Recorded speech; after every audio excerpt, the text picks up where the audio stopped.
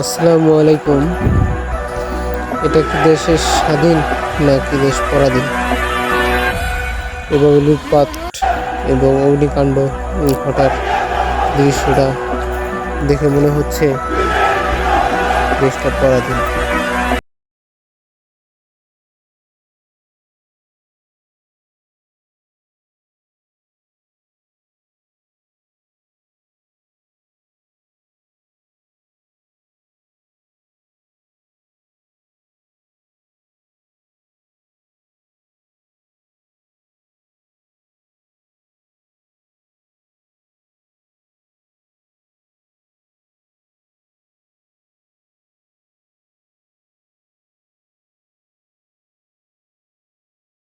মধ্যে একদিনের ভিতরে যে অগ্নিকাণ্ড এবং যে লুটপাট শুরু হয়ে গেছে, মনে হয় দেশটা বেশি দিন আর টিকবে না।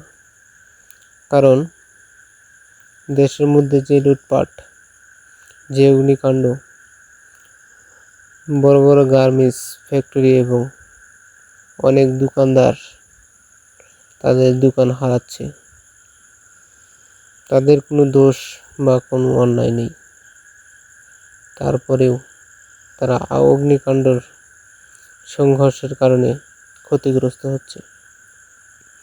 একই দিকে দেশটিও ক্ষতিগ্রস্ত হচ্ছে।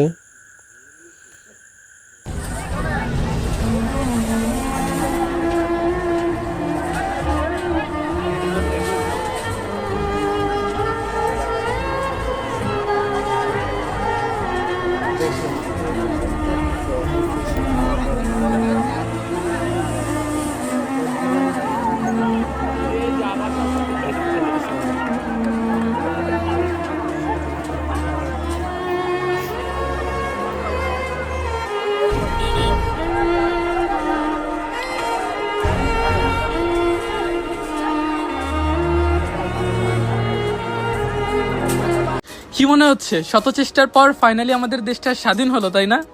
দাঁড়ান, স্বাধীনতার কিছু বিরল চিত্র দেখিয়ে আসি আপনাদের।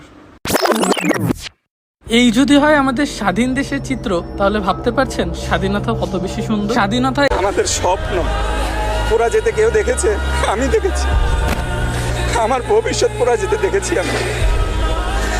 আমার কর্মসংস্থানের জায়গা পুরা যেতে আমি দেখেছি, কেউ দেখে নাই। তো এখনো ঢুকছে, এখন আবার ঢুকছে। আমি আসলাম এই মাত্র।